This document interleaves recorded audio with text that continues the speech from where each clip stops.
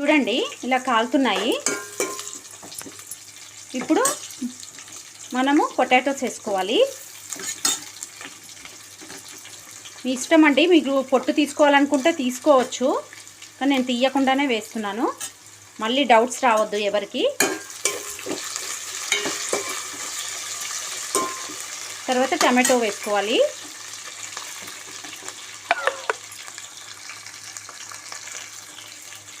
తర్వాత కరివేపాకు వేసుకోవాలి.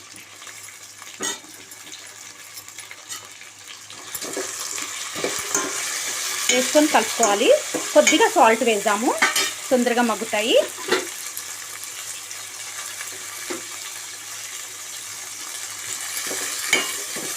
మగ్గించుకుందామండి ఒక 5 మినిట్స్. చూడండి మగ్గిపోయాయి.